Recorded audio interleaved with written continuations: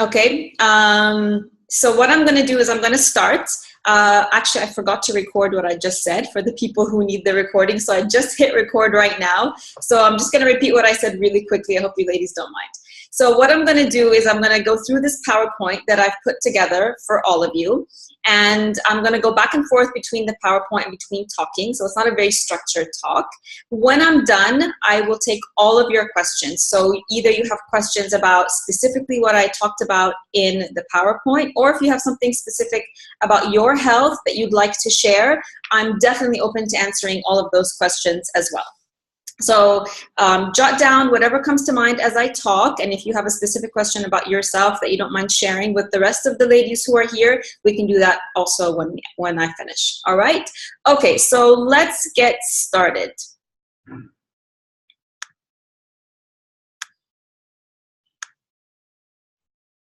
So, you know, the title of the talk today is Filling Your Tank but Running on Empty, and how certain foods may be at the core of your chronic fatigue. So the reason that I'm really excited about talking about this, because this is something that comes up with everybody I've worked with, every single one-on-one client I've worked with, every single lady or man in my group program, the 28-day program, and people who just email me and asking general questions. Not having energy is at the top of their list. So I'm really thrilled today to be able to tell you about why this happens, right? And it all goes back to food, because your body is an engine, basically, and you might be filling it and fueling it, but just not giving it the right kind of fuel. So what I'm going to do today is I'm going to talk to you about the difference between a food sensitivity and a food allergy, how that affects your energy levels, how to start to implement easy strategies in your daily life to start to reduce these foods so that you can start to get your energy back, so that you can, get rid of the foods that, they mess up your hormones. Like the same foods that deplete your energy are the same foods that interfere with your hormones. And as women, this is a big deal for us, because our hormones, especially at middle age, where most of us are right now, our hormones are very sensitive. And then obviously these foods also affect your metabolism, affect the way that you lose weight or gain weight. And then they also affect the way that you look, right? They affect your skin, they affect the vitality of your skin, they affect how fast or how slow you age, etc., etc. So what I'm going to do is I'm going to show you how to finally get to the root of this problem, of this energy drain that you're in, because I know from my personal experience that everything in your life will change. Everything will dramatically improve. Your day-to-day life, getting up in the morning and having the energy to do what you need to do. Your relationships, your work, if you're a mom, how you deal with your kids on a daily basis. Because as women, we have so many responsibilities, and we always feel like we have to be superwoman all the time and do everything all the time. And if we don't, then we feel really bad about it and we feel really guilty about it. So in order for you to be able to do all the things that are really important for you, you have to be able to have the energy, the physical energy to follow through every day. So I want you to just imagine that, because a lot of women can't. They can't imagine, what would happen if your energy level was stable from when you woke up until you went to sleep. Like, what kind of things could you do that you're not able to do right now? And if it means, we're going to have to tweak your diet a bit and changing things to your diet so that you don't have to be dependent on sugar anymore, you don't have to be dependent on caffeine anymore, just imagine that. Imagine what that would mean for you. So this is what we're going to do today, and this is what I'm going to talk about today. Why should you listen to me? I've been a health coach now for 5 years. But before I became a health coach, I was exactly where all of you are right now, because I know firsthand what it feels like to not have the energy in the morning. I know what it feels like to literally go through every day being exhausted. And for me, I couldn't get through my day without a morning cup of coffee.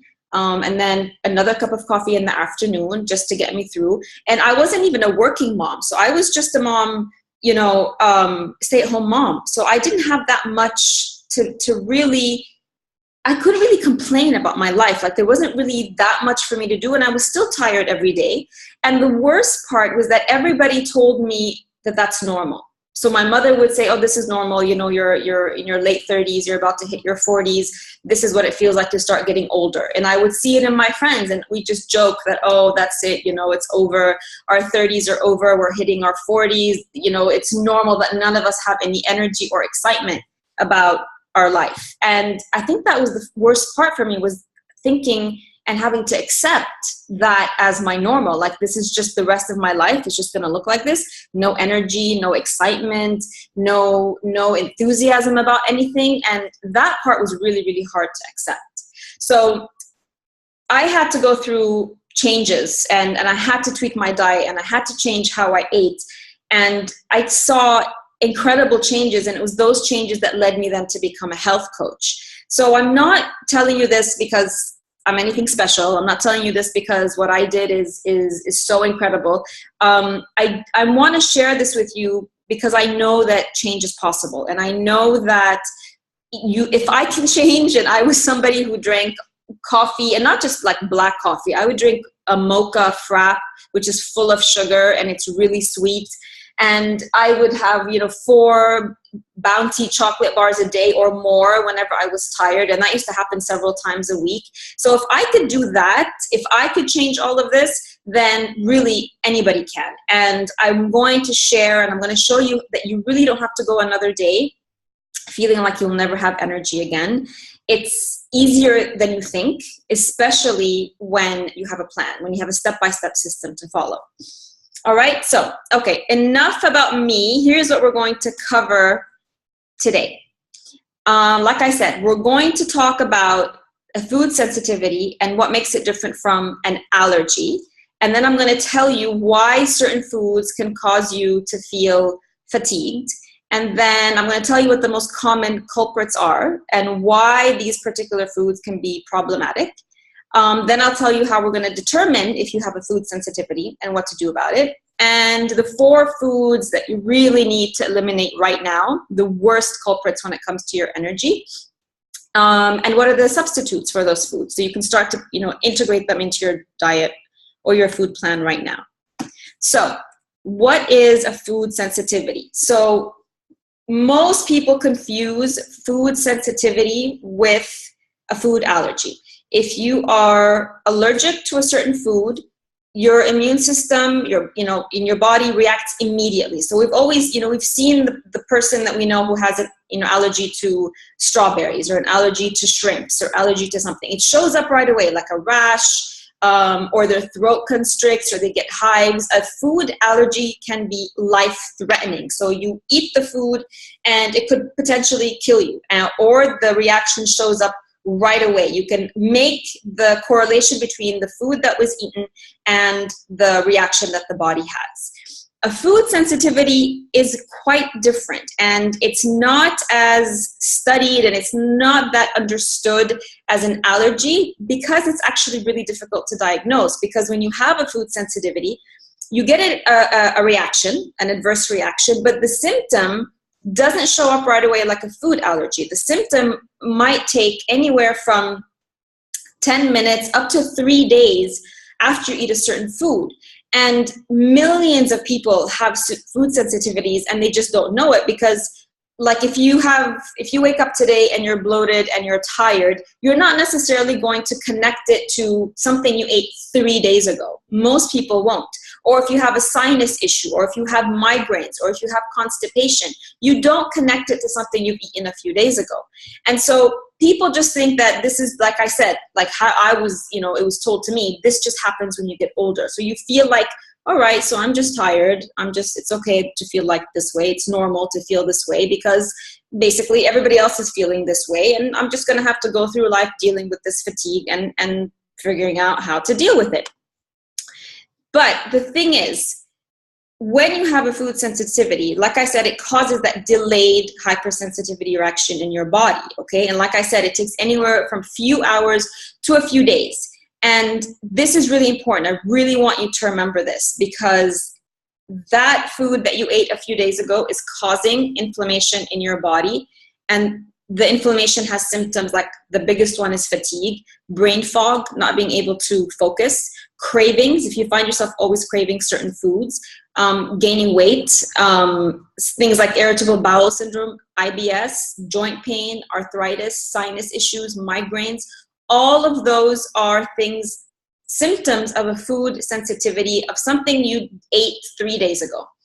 Okay, so I want to talk to you about how this actually then works in your body. Like how, in terms of your day-to-day, how does a problematic food, what does your body undergo in terms of that systematic inflammatory response, and what that means for you in terms of how you actually live your day every day. So I've made you a couple of graphs to explain this. So when you eat a food that your body is sensitive to, and most people don't know that they're consuming foods that they're sensitive to, okay? And most people are eating foods that they've been eating their entire lives that they're sensitive to. So you eat the food that you're sensitive to, your body releases histamines. We all know and hear about a histaminic reaction. So it causes inflammation in the body. Inflammation is basically your body's defense system. Anytime that your body is injured, whether on the outside or the inside, your body automatically puts inflammation to work. So inflammation is responsible for clearing out any problems. So imagine you're in the kitchen and you cut yourself with a knife, and it's a small cut, but it gets a little bit red, gets a little bit warm, and then it forms a scab, and then the scab falls off and that injury is healed. That right there is the process of inflammation. It's a healing process, and it's an automatic process, and it's a process that the body employs all the time to deal with any issue, big or small, in your body. The thing is, when we injure ourselves on the outside of our body, like if you cut yourself with a knife, you can see the source of the injury. You know that you've cut yourself with a knife.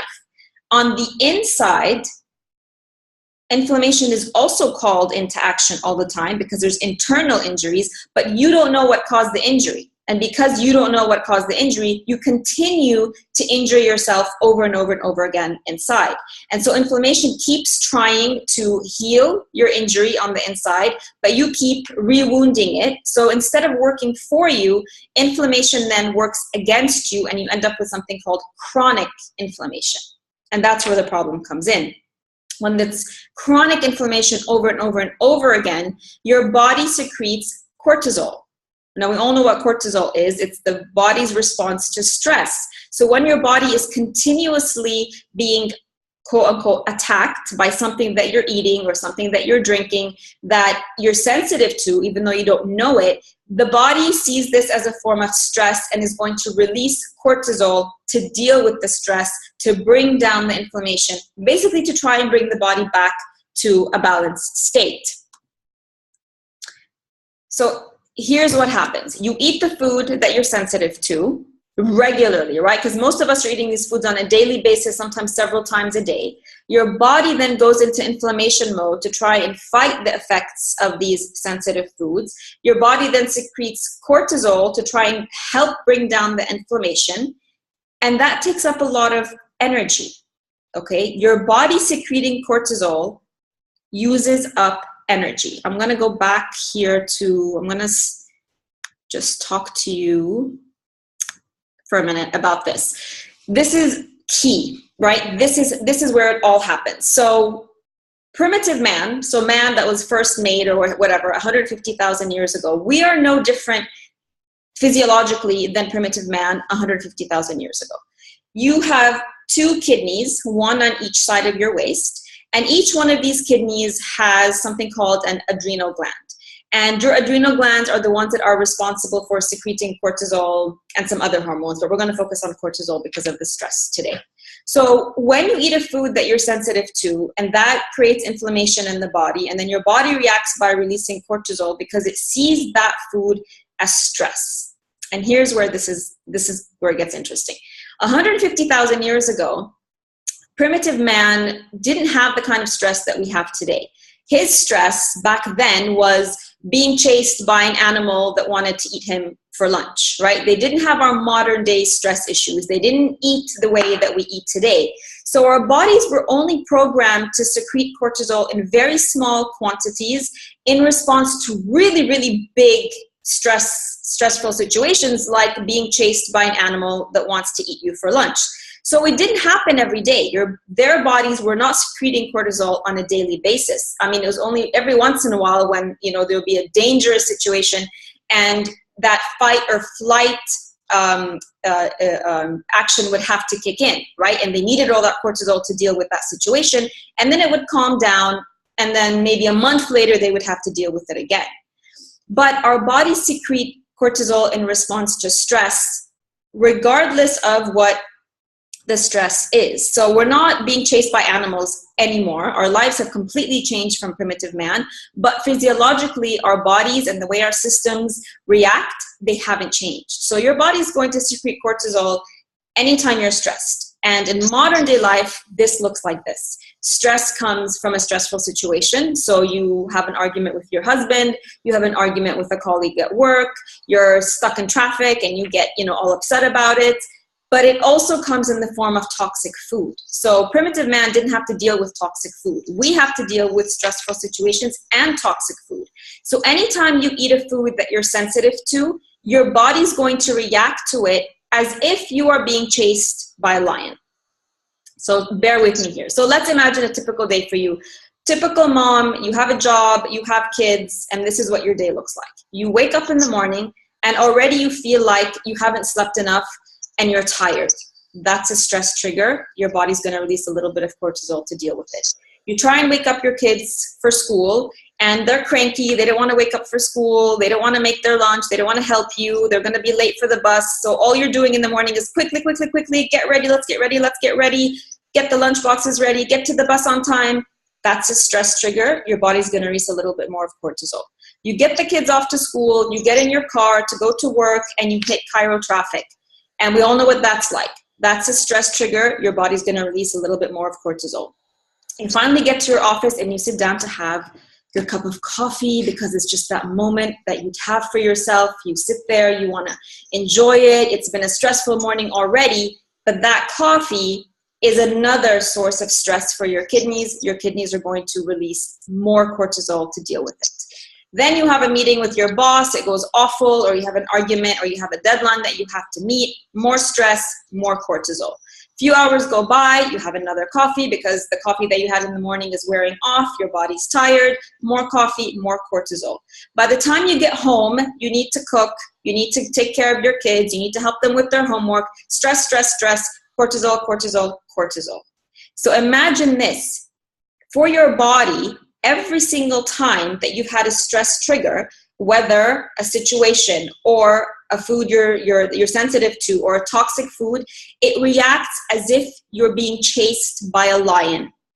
So every single time you have had a stress trigger in your day, it's as if you've been running away from a lion. You're going to be exhausted. Your kidneys are going to be exhausted from having to release all of that cortisol to deal with all of that stress, which makes you exhausted, no energy, completely depleted.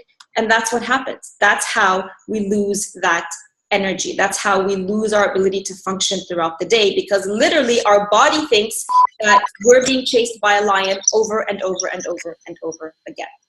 This is really important to remember. This is why you're tired, because your body doesn't know the difference between a lion and a donut or a fight with your husband. It's going to release cortisol to deal with stress in all of these situations in the same way. All right, so let's go back to our slides.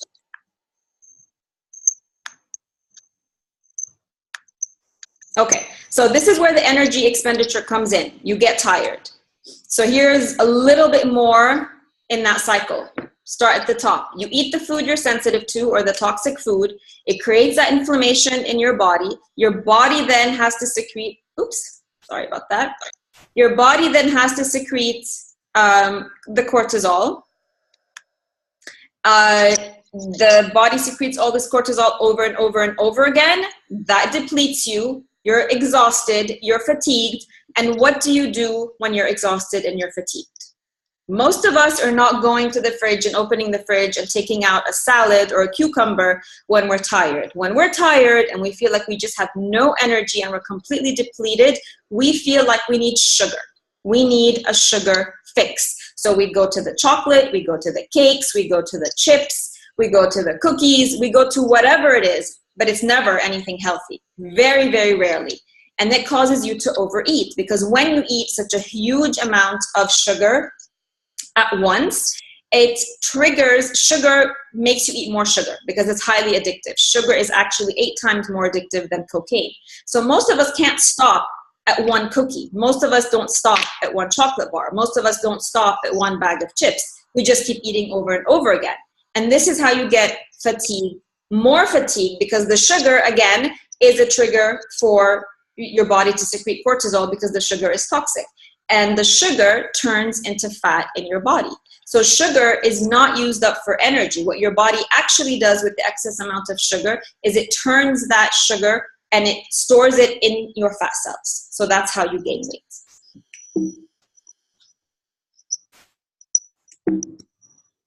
Okay. 1 second, please. Okay. So what are the foods that cause the most sensitivities for people, whether or not you know it, and even if you've been eating these foods your entire life? So the most common ones are gluten. So gluten is found in wheat, it's found in barley, it's found in rye, and to a great extent, it's also found in oats. And it's found in anything that comes from these. So even if you're eating brown bread, so most people think that brown bread is really healthy, or whole wheat bread is really healthy, or multigrain bread is really healthy. That's not the case. It's still going to contain gluten. The other one is corn, and then soy, and then dairy. I'm going to talk about each one separately right now. Okay, so gluten, like I said, comes from wheat or barley or rye, and to a great extent oats, because oats are processed in facilities where they get cross-contaminated. So the issue with gluten, even though people will say, but you know what, Dana, I've been eating bread my entire life, and everybody in my family has been eating bread their entire life. So I don't believe that gluten is a problem. I don't believe that bread is a problem, and I don't think I have a problem with gluten. But here's the thing. We actually haven't been eating gluten our entire lives. So remember ancient man that I talked about earlier, 150,000 years ago? They didn't have wheat back then, 150,000 years ago. The wheat seed, the original wheat seed, wasn't introduced into our food chain until 10,000 years ago. So basically, man lived for about 130, 140,000 years without any wheat at all. At 10,000 years ago, when it was introduced, and it was introduced in Egypt here, by the way, it was a very ancient seed that doesn't look anything like the wheat seed of today. The problem with the wheat seed of today is that it's genetically modified, and it's sprayed with fungicides and pesticides that the body just can't break down, and the body just can't process at all. So the seed that is used to produce the wheat of today is a seed that is made in a lab that your body can't recognize. So it's one thing for us to have been eating the wheat that was made 10,000 years ago, but 10,000 years ago was a completely different seed. It was a natural seed, and people didn't eat as much of it as we do today. Today you're going to find gluten and wheat in everything, right? So in bread, especially if you eat a lot of packaged foods, in sauces, it's even in shampoo. And like I said before, that seed is not a seed that we recognize. Your body doesn't recognize it, and it can't break it down, which causes the food sensitivities, which leads to the inflammation, which leads to the cortisol secretion, and that whole process that I talked about earlier. The next one, the next food that causes a sensitivity is corn. So you're probably going to tell me, well, you know, I hardly eat any corn. It's not like every day I wake up and I have an ear of corn for lunch or for dinner. That's true. So you're not eating corn the way you're seeing it in the photo, so you might not think that it's an issue, except that, again, corn is another genetically modified seed. So it doesn't look like the corn of ancient times.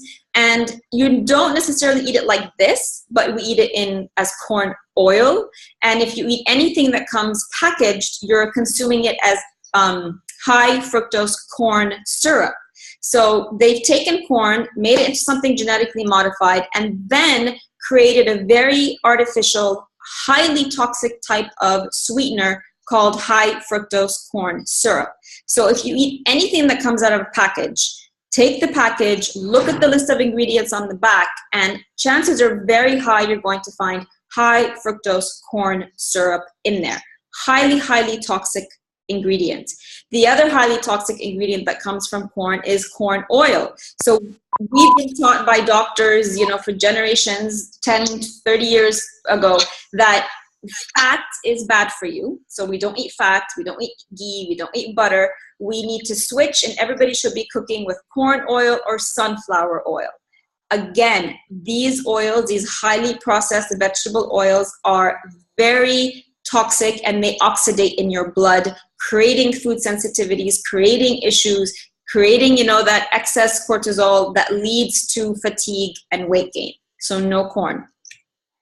The next one is soy. So I know soy might not be a huge problem in Egypt as opposed to other countries because it's relatively new to Egypt, but it is making its way into our food chain. There are a lot of people who are becoming vegetarian and choosing soy to replace animal protein. So you are seeing soy protein burgers, soy milk.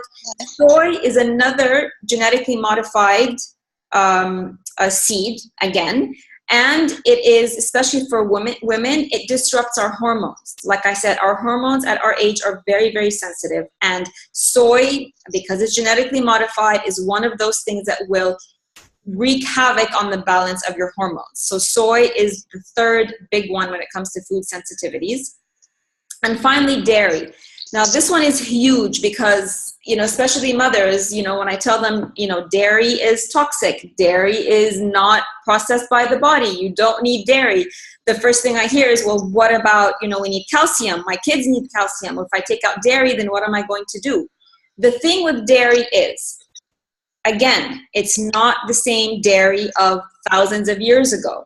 So dairy of today, it comes from cows that have been mass produced on farms. They're given antibiotics, they're given hormones. They're not even fed the way that they're supposed to be fed. So cows are only supposed to eat grass, but cows on farms are given soy, again, they're given corn, and they're given leftover food, they're given garbage, sometimes they're given the leftover remains of other animals, and all of that ends up in the milk that you drink. All of it. So even pasteurization, whatever they do to the milk that doesn't remove the hormones, doesn't remove the antibiotics, and these poor cows, as mammals, they're only supposed to produce milk when they have a baby, just like us, right? When they have a baby cow, they're supposed to produce milk to feed this cow. But on the farms, they need them to produce milk non-stop, 365 days of the year. So to do that, they give them the hormones, but then what happens is their udders become completely distended and full of pus.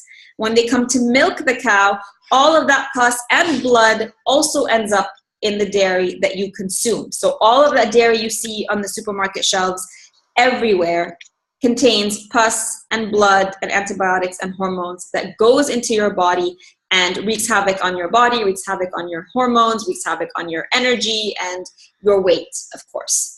So this is why we have to get rid of dairy. And really the easiest thing I can tell you about dairy is not meant for humans. Dairy is a cow, a mama cow that got pregnant and she's producing milk for her cow. And humans are the only mammals that after we finish, drinking the dairy of our mothers, right? So baby humans drink milk from their mothers for 2 years at least. When we're done, we're the only mammals that continue to drink the milk of other animals. So if you think about it, there's no other animal in nature that once it's weaned off its mother continues to drink the milk of another animal. We're the only ones who do that. So how do you determine if you have a food sensitivity? What I teach my clients is you have to remove these foods in order to see how your body reacts without them. So you remove the foods for a certain period of time, and then you reintroduce them one by one separately to see how your body reacts. Right now, most people are eating some combination of all of these foods all of the time. So probably you wake up for breakfast and you have a sandwich, which is gluten and wheat, and the sandwich probably has some cheese in it, so that's dairy. You have coffee, probably with milk. That's dairy. Sugar, another toxic food. And then you probably cook your main meals with corn oil or sunflower oil because you believe that that's the healthier way to do it. And then maybe you have some pasta. And then maybe you have a snack during the day, a cookie or a cake or some crackers. And so your body right now is bombarded with these foods. It can't filter properly, and you don't know what's actually causing the problem. You just know that you have a problem. So in order to determine if you have a food sensitivity, we have to remove all of these foods completely and give your body a chance to reset, give your body a chance to clear out the backlog of these toxic foods, and then you can start to see how you feel afterwards. So what can you integrate right now instead of these foods that we're going to remove? So obviously when I tell people you're going to take out bread, you're going to take out cheese and milk, you're going to take out soy. That was not such a problem for most people. And you're not going to cook with corn oil anymore or eat any packaged food that has high fructose corn syrup. The next question is, so what's left to eat? Like, you've taken everything away. What am I going to eat now? And it seems overwhelming at first, but there are plenty of substitutes. So the biggest thing to substitute generally is lots and lots of fruits and vegetables. So instead of actually looking for an exact substitute for the thing you're removing, you're just going to put in more of the foods that your body needs anyway, which is fruits and vegetables. When it comes to wheat, we start to introduce a few options that are gluten-free. So you can have bread, instead of it being made with wheat, it will be made with almond flour or coconut flour or maybe brown rice flour. Instead of the dairy, the easiest substitution there is almond milk or coconut milk or maybe even rice milk. Corn, you're going to use olive oil. You're going to use good old-fashioned ghee instead of corn oil, and then remove the packaged foods that have fructose corn oil in them. And soy, honestly, there really is no good substitute for soy. If you're somebody who likes soy milk, then drink almond or coconut milk. Other than that, you need to remove those foods that are causing the problem. So here's my invitation for you, because I've done this with so many people. I've taken so many people through this process. Let me do this instead. I've taken so many people through the process of eliminating these foods, right? Because it's overwhelming. When I tell you you're not going to eat bread, you're not going to eat cheese, you're not going to get rid of corn oil, it really is like, okay, so then what am I going to do? How am I going to eat? So I want to explain to you how you can do that through my programs, but I want to connect what happens with these foods. We've connected what it does in terms of your energy. You know now what it does in terms of how it creates that fatigue. But a question I always get then is, what do these foods have to do with our skin? What our skin looks like? What does it have to do with aging? So I want to talk about that for a little bit before I get into the programs, because I talk about your kidneys, right? I talk about how they're releasing cortisol continuously to deal with all of these foods and the stress that these foods put on the body. So your kidneys are a major filtration organ, one of your biggest filtration organs. It's their job to filter liquids and filter toxins and filter things that your body just can't deal with. But when they're dealing with it with such an overload, what happens then is that your kidneys can't filter out the liquids and can't filter out the toxicity properly. And so it creates a sort of edema, like a sort of puffiness in the kidney that then shows up on your face as puffiness under your eyes and dark circles under your eyes and puffiness around your fingers. Like if you ever have a heavy meal and you wake up the next day and you feel like you can't button the button on your pants, they're a little bit tighter than the day before, or you wake up and your wedding ring won't come off in the morning, that's because you've had something that your body is sensitive to. It's created that chain reaction with your kidneys and with the stress, and then your kidney is under so much strain that it retains that fluid that then shows up on your skin. So your body is this incredible system that is all interconnected. It's not one thing working on its own, working separately. So the same foods that are going to make you tired are the same foods that are going to show up on your face. They're going to age you. They're the same foods that, if you're not careful, like if your only symptom right now is just being really tired all the time, it's these same foods that are gonna then sort of take those simple symptoms of just being tired, and it's gonna create symptoms like thyroid issues. It's going to create symptoms like migraines. It's going to create symptoms or issues, sorry, not symptoms, like sinus issues. Your kidneys are also in charge of regulating your blood pressure and regulating your blood sugar levels. So when your kidneys start to get really overloaded from having to deal with all of these toxic foods, then this can lead to diabetes. This can lead to high blood pressure. So it really is key for you to understand the extent to which the overload on your kidneys affects so many different systems in your body. And this is where the program comes in, because the 28-day program is a complete reset for your body's filtration system. It's a complete reset for your kidneys. It's a complete reset for your liver, which is another major filtration organ in your body. And it's a complete reset for your skin. Your skin is actually called your third kidney. So the same way that your kidneys filter out, your skin also filters out. And that's why you see acne. That's why you see wrinkles. That's why you see discoloration. That's all impurities and toxicities coming through your skin.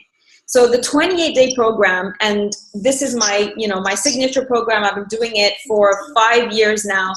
I teach you how to do that. I teach you how to reset your body, how to reset your body's filtration systems.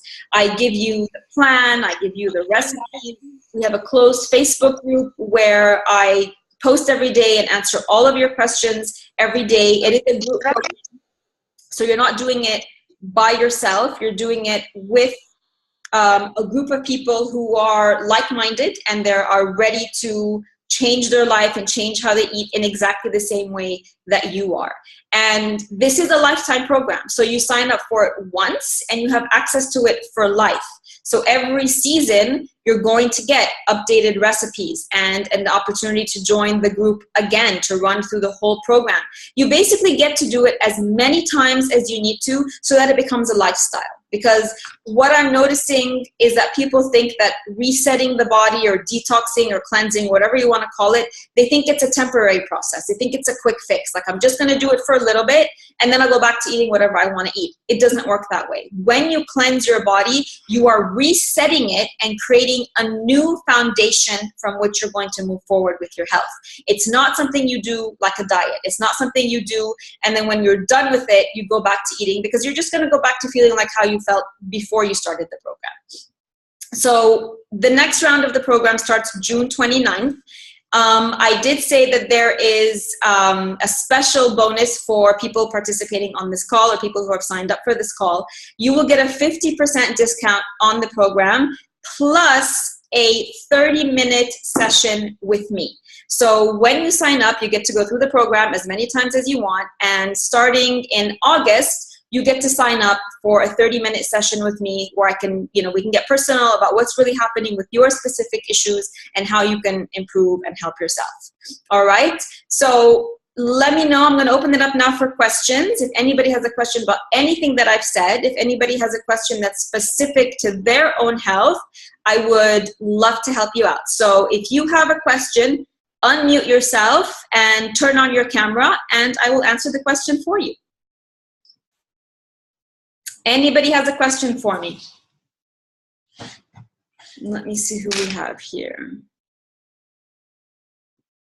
Okay, lots of people here. If you have a question, just press unmute. Okay, here's what I'm going to do. I'm going to unmute everybody. Okay, I've unmuted everybody. If somebody has a question, please. I do. Yes, hello.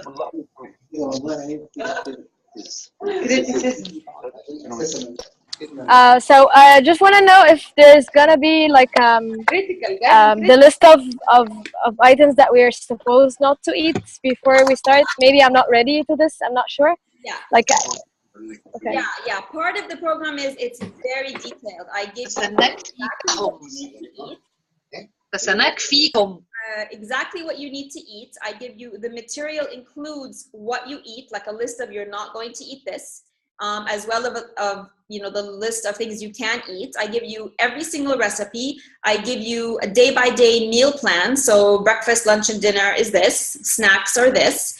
And the meals are really, the plans are very, very flexible. So if you feel like mixing the meals around, you can do that. If you feel like, you know, right, this one doesn't look very appetizing, I'm going to move this one out and choose something else, you can do that. If you want to have, you know, what I have for you for lunch, but you feel like having it at dinner time instead of lunch, you can do that. It's very, very flexible. All the ingredients are available in Cairo. There's usually one or two things, sort of like special ingredients that are like sometimes not in stock, but they're not essential. If you don't have the special ingredients, the program will still work. Does that answer your question?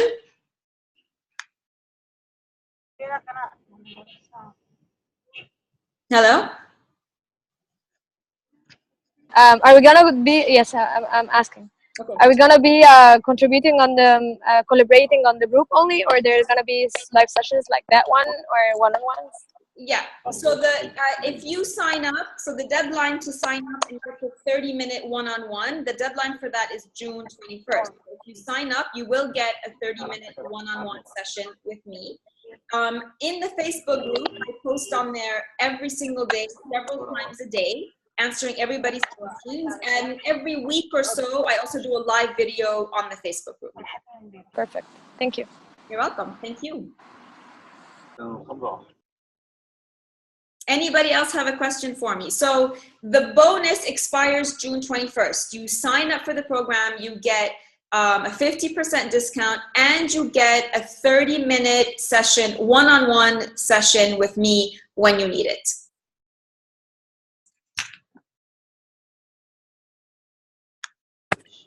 Anybody else have a question for me?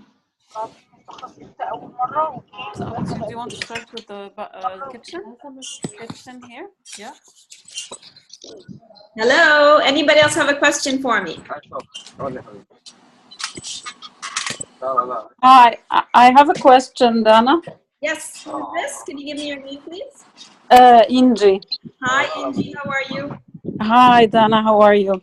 Dana, I understand what you're saying, that the point is that in life in general, we need to avoid all these products or food products that you have mentioned. But what if after the 28 days that I get back into these foods, what will happen to my body then? If I'm sensitive, then it will show. But what if I mean, the whole idea is that I'm a bit worried of like total elimination of certain types of foods in my diet and then going back to it again. Okay. Well, the big part of this is working on your mindset, right? So like I said, going into the program, you can't go into it thinking that it's another diet, right? Going into the program, you need to wrap your mind around the fact that it's a complete lifestyle change. So, and it's an important lifestyle change because all of the chronic diseases all around us today all have their root cause in these foods, right? So we're talking about diabetes, blood pressure, heart disease, Alzheimer's, cancer, autoimmune disease, you know, like thyroid, Graves, Hashimoto's, IBS. All of those have their root cause in what you eat and in these foods in particular. So it's not just about weight loss. It really is about creating a foundation for yourself for how you move forward for the rest of your life. Having said that, it's not like you're never going to have a piece of bread again. So by the time we get to the 28 days, when the 28 days are over, I teach you how to incorporate something called the 80-20 ratio, where 80 to 90% of the time you're going to eat this way because that's the best way to eat for the body. But it gives you 10%, 20% sort of wiggle room when you're out with friends, when you have a special occasion, to indulge in the things that you really don't want to give up. But you'll be surprised by the end of the 28 days how much your need and wanting to. Yeah. Okay, thank you, Dana. Yeah, that helps. Okay. Any other questions for you today? Thank you. Anybody else have a question for me today? Well, hello. Hello. My name is Reem. Hi, Reem. Well, I'm Egyptian, but I live in India. So I read before the 5 days challenge. It was very interesting. Okay. And unfortunately, not all the ingredient I can get it where I live right now. Okay. So what about this? what usually Means happens when I can't get what you have described for me, yeah. so what should I do then? And what we do in that is you tell me what ingredient you can't find. So let's say it's kale, for example, right? And I'll give you a substitute. So an easy substitute for kale would be spinach, right? And spinach is something you can find everywhere. Or if you can't find spinach, it would be any other leafy green. So lettuce, regular romaine lettuce, or in Egypt, we could use molokhia instead of kale or instead of spinach. So there's substitutes for everything, but when you're on the program, you have to tell me, right? So I sort of can't guess if people are finding things or not finding things. It's about communicating and letting me know where you're having trouble, where there's obstacles for you. And I help you and I walk you through it. Okay, thank you so much. You're welcome. Thank you. Anybody else have a question for me? Hello? Yes, hello. Yes, Can you hear me? What's your name? Jihan Omar. Hi Jihan, ازيك? Fine. Oh, okay. First, I want to thank you because I joined the 28 days program before, and I repeated a lot of times with you. And actually, I feel so much better. I'm so much energetic. I lost a considerable amount of weight, yani. And I feel great. But I have a small problem. Sure. I first joined the program to lose weight. But then I discovered that I actually have some kind of food sensitivity, and I stopped eating gluten and I stopped eating dairies, yani, as much as I can. But the problem is my weight now is stable. I don't lose weight anymore. Okay. How much more weight? I still need to lose like 10 kilograms. Okay. In that case, and I find myself actually almost hungry all the time, and I had to consume more carbohydrates. That makes me keeping my weight. Okay. I consume a lot of bananas, a lot of sweet potatoes, sometimes dates, a lot of dates. And I think this stops me from losing weight. No, so that's a misconception, right? That those foods cause weight gain. So there's nothing wrong with bananas. There's absolutely nothing wrong with sweet potatoes. They're full of antioxidants, and nothing wrong with date. In terms of you not being able to lose any more weight, I would have to really, sort of know what you're eating literally every single meal. To be able to work with that with you. And there's lots of other things that are happening also, like, are you working out? Are you exercising? Like, that's a big thing too. Like, yes, we can lose weight eating this way, but at some point, exercise is a non-negotiable. Like, we also need exercise for good health. At some point, your body's going to need to start to burn in a different way. So in your specific case, I would have to, email me and give me an exact breakdown of what you're eating every single meal, in between meals, along with quantities, and then I'll be able to sort of see where your blind spots are and tailor that for you. Thank you. You're welcome. Anybody else have a question for me?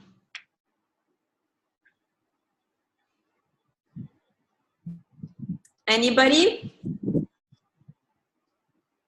There is a question on the chat. Yeah, this session is recorded. I did remember to press record, so it is recorded. And anybody who attended today, anybody who signed up, will get the recording of this session tomorrow. So you'll get to have this session. Like I said, if you sign up by June 21st, you get the 28-day program at 50% off. Plus, you get a 30-minute one-on-one personal coaching session with me. So this is something that I love doing. I love talking to people one-on-one, especially when you go through a program like this. So that, just like she called in now, right? So she did the program, but there's still little bit things that need to be tweaked. So then you can have the 30-minute session with me, and I can give you the kind of attention, personal attention, that you wouldn't necessarily get on the Anybody else have a question for me before we wrap up today? Comments, questions, anything at all? This was great. Thank you so much. You're welcome. Who's this? Charlene. Hi, Charlene. How are you? I'm great. Thank you. You're so welcome. Thank you for joining me. Thank you. All right, ladies. I don't know if we have any gents here. Anybody have one more question for me before I wrap up? And if you do have any questions that you don't want to share, like maybe you're feeling a bit shy right now, don't hesitate to email me. So send me an email at info@danadenawi.com. If you do have a question you're too shy to share right now, by all means, email me privately and I will answer that for you too. All right? Last call for questions. Okay. Thank you so much to all of you who've joined me, and I'm really looking forward to working with all of you in the next round of the 28-day program. Remember, it is a lifetime program, so you sign up once and you have lifetime access to the material and to the group. And the deadline to get your 2 bonuses, which is the 50% discount plus the 30-minute one-on-one session with me, is June 21st. So I'm gonna let you go. Let me know if you have any questions via email, and I'm looking forward to working with all of you. Bye. Thank you. Thank you. Bye-bye.